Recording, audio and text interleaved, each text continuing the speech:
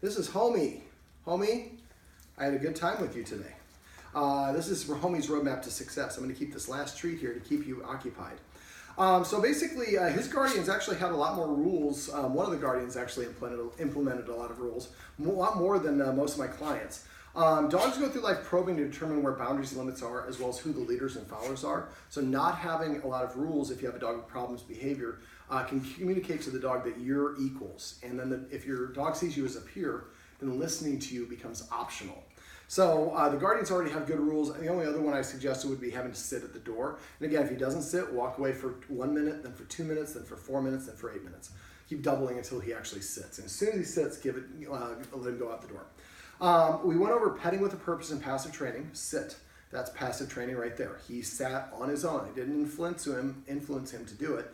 And as soon as he did it, I started petting him and I said just the command word. Remember, don't use too many words. Try to become consistent with the words. A lot of my clients, I find they use so many variants of the different words, come here, over here boy. It's harder for the dog to understand what we want. So if that's the case, sometimes it's easier to come up with a list of command words, and then we say vocabulary if somebody is using a different version of the word. It puts the dog in a position to succeed. Sit.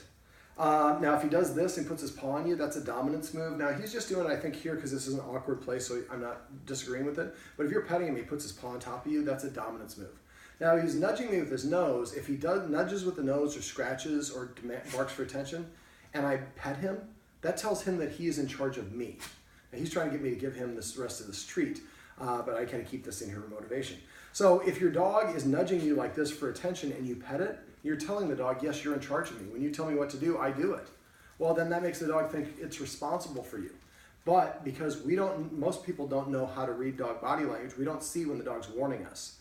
And then when the dog feels like I'm warning them over and over, don't go outside, don't walk on the boardwalk, don't do this, don't do that, and they keep on doing it anyways, that stresses the dog out. We don't want you jumping down from this height. And so just like us, when we're stressed, we're not going to be, we're going to be a little bit cranky. Sometimes we're a little shorter, we might say things that we don't like. Same sort of thing for him. Now I think, as we talked about in the video above, I think he has a very mild case of resource guarding. I think it's also probably a little bit of jealousy. And so the guardian, one of the guardians, if he is asleep with the guardian in the bedroom and the other guardian comes in, he will growl at the approaching guardian. Or same thing if they're in here on the couch and the guardian comes in. So what we want to do is the same technique that we talked about in the video, is just go leave, grab a treat or two, come up, approach, stop before the dog gets worked up and toss the treat and then walk away. Now the guardian I mentioned, if she's getting ready for like bed and the two boys are in the bedroom, she might start prepping this early. Maybe she comes home late from a late shift. She does her thing, she relaxes, maybe a half an hour before she's actually going to go to bed. She gets up, grabs a treat, goes in and walks in the doorway. We want to stop before the point that he would growl at. So if it's not until you cross the threshold into the room that he growls, stop right outside the room. Cough, get him to look at you when he does, toss the treat towards him so he can just get up. He doesn't have to get up and get it just right there, and then walk away. Watch a little bit more TV or make some more coffee or whatever it is, and then come back and do that again. By the time we're ready, if we prep this ahead of time, it's a half an hour. We've tossed 15 treats. The dog's pretty much, we walk in the doorway, the dog comes towards us. Now as we're doing this, thank you buddy, crash, another more passive training. After we're doing this a while, then the dog will probably start coming out of the room and coming towards the guardian, wanting these attention and the treats that she's given him. Petting with a purpose is if the dog demands attention, we give the dog a counter order. We tell the dog to sit. If he's already sitting here, ask him to come sit here, ask him to lie down. He just has to do something to change his state. Or after a while, he'll start coming up and prepaying by sitting down in front of us as a way of asking for attention. When he does that, we want to make sure we do acknowledge and recognize and reward him for doing that and saying just the command word. If he's sitting, we pet him and say sit. If we ask him to lie down, pet him and say crash, or whatever your word is for lie down. And if he's offering it on his own, just say the same thing. Now or whatever the command word is. Now for passive training, if the dog comes to me on his own, I'm going to pet him and say come. If he lays down on his own, I'm going to pet him. So it's just waiting for him to do something organically on his own. So if he brings you a special toy, you can say the name of the toy and create a vocabulary for that. I'd also like to have the guardians practice asking him to leave the area. So the kitchen is one of the places he's not allowed to be in. So we maybe go in the kitchen with the treat, toss it 3 feet out of the kitchen. When he goes to get it, we say the word out. Do the same thing in the bedrooms, in the bathroom, and maybe on the carpet here. So now if the dog's underfoot and we want the dog to move away for whatever reason, we say out, he knows what to do, and he's been rewarded, and he's always inclined to do it, not doing it because it seems like we're mad. Let me see, what else did we go over? Eating. The guardian's been free feeding him, and that's probably the most important activity for dogs. So by leaving food in the bowl all the time, it looks like there's a magic bowl that always has food. Also, dogs able to eat in front of the humans at times.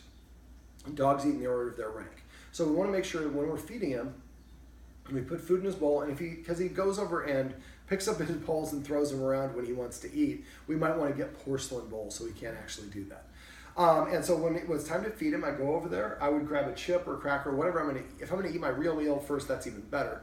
But if I'm going to go out to eat or eat at work or whatever, I just go over there and put the food in his bowl. Don't let him in, towards the bowl. We're going to keep him at least 7 feet away using the same technique I showed you in the kitchen. And then the human who's going to feed him, which should be you, for at least a month, whenever possible, is going to actually take a chip or cracker or a banana or something she can eat in 5 or more bites, and then we're going to give him permission to eat. And when he takes his first bite of food, we should come up with a fun command word. When we say comida, we want to use a little Spanish, or grub or feast or burrito or whatever you want to call it. And he takes it when he takes his first bite. We say that command word. After about doing this for about a month or two, we'll be able to say burrito, and he'll go over there to eat his burrito. I forgot to go over this with the guardians for the dog bed. I do this with my clients all the time, but there are a couple dog beds in the house. One of them is not being used. I would recommend they take that one and put it in the bedroom. Now, give each dog bed its unique name.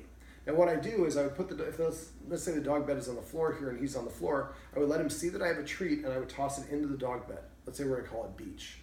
The dog walks over. As soon as he licks it up, remember, anytime the dog gets a treat, they should hear the command word after it goes into their mouth, not before. So I toss it in the dog bed. When he climbs into the dog bed to get it and he licks it up, I say the word Beach. And then he leaves. I toss another one there, Beach. And do that for about 10 treats in a row.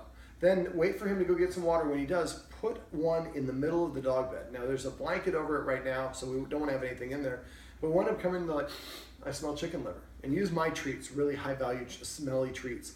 And don't point it out. Let him find it on his own. When he does find it and licks it up, we say the word Beach a second time.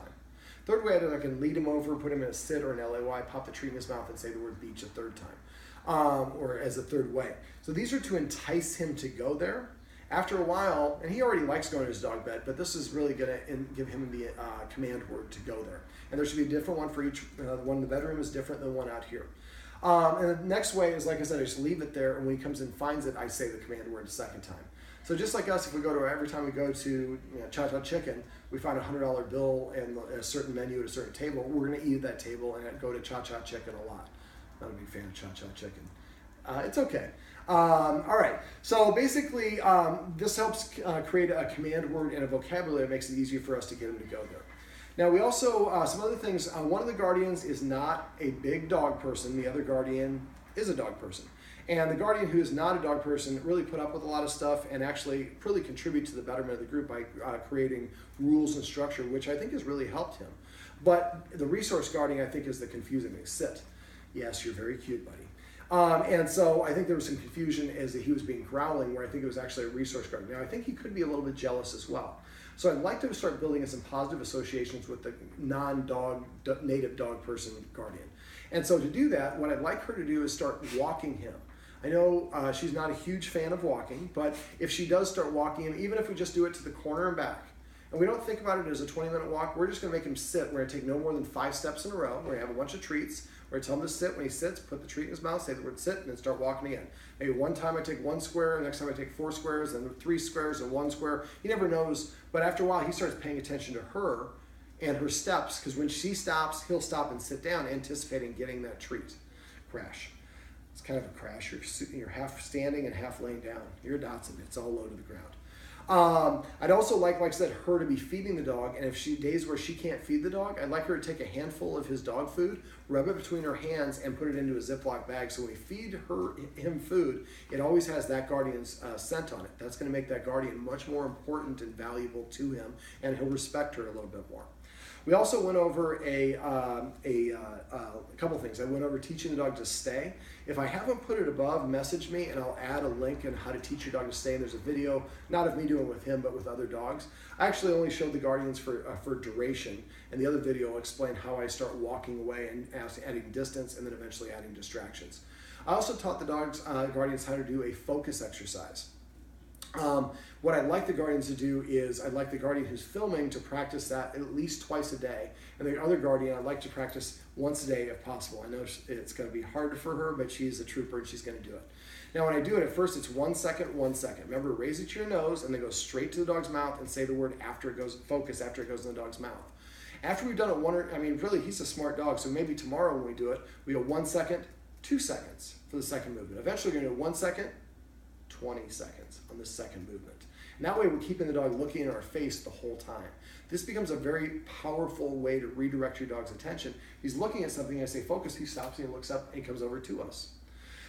Speaking of his reactivity, we have we're in Santa Monica, an apartment building, and we're on the second floor and we're looking down on the street. There is a window and there's actually a Roman blind on the main part of the window, but there's two sides and the dog can see out down there. So we want to cover those up with some paper of some sort, so that way he can't spend his time patrolling or acting like a security guard barking at dogs and people are walking by. That's a different dog.